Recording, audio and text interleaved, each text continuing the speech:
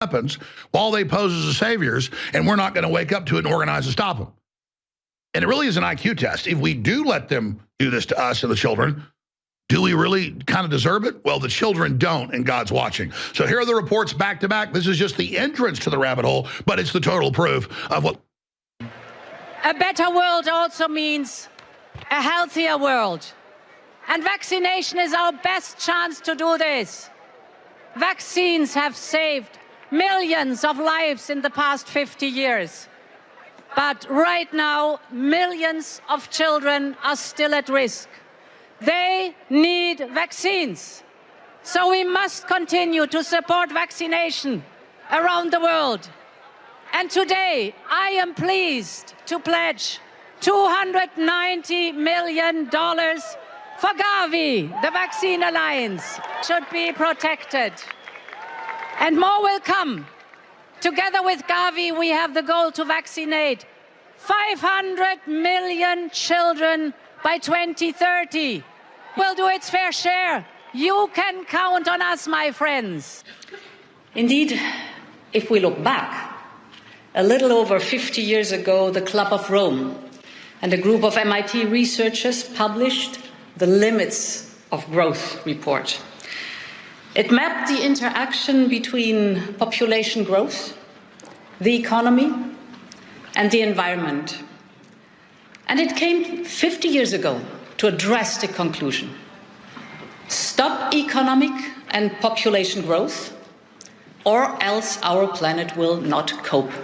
So far, globally, you are so far above the population and the consumption levels which can be supported by this planet that I know in one way or another it's going to come back down. So I don't hope to avoid that. I hope that it can occur in a civil way, and I mean civil in a special way, peaceful. Peace doesn't mean that everybody's happy, but it means that conflict isn't solved through violence, through force, but rather in other ways. And so that's what I hope for. The planet can support something like 1 billion people, maybe 2 billion, depending on how much liberty and how much material consumption you want to have. If you want more liberty and more consumption, you have to have fewer people. And conversely, you can have more people. I mean, we could even have 8 or 9 billion probably if we have a very strong dictatorship, which is smart. It's, unfortunately, you never have smart dictatorships. They're always stupid. So, but if you had a smart dictatorship and a low standard of living, you can have it. But we want to have freedom and we want to have a high sentence. So we're going to have 1 billion people. And we're now at 7. So we have to get back down.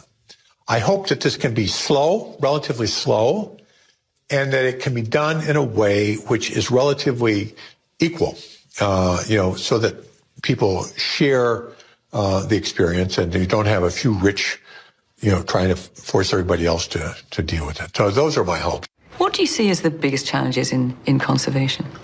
The growing human population. The growing human population.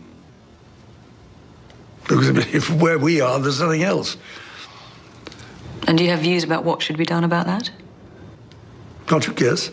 The DTaP, the Hib, the polio. How old are they at this stage? 4 months. 4 months. It means it's very hard to see this. Yeah. I mean, it's 2 beautiful boys' lives destroyed. Yep. Do they? I mean, they've just been sitting, staring. Is this what their life is like? What can they do?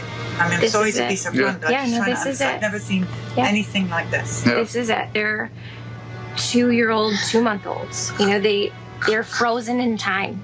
The shots froze them in time. Let's just. Sorry to be so blunt. This is it. I've never seen anything like this. This is it. They're 2-year-old, 2-month-olds.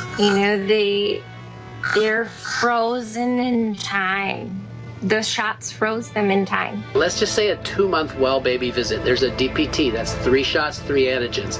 Hib, Prevnar, Hep B, polio, rotavirus, 6 shots, 8 antigens. Other people who couldn't even come onto the bus, who had to stay outside the bus, and we had to move all of our equipment outside and interview them there. We are going to stop this because this, see, she knows. It's all right, Kelsey. Children's Health Defence got your back.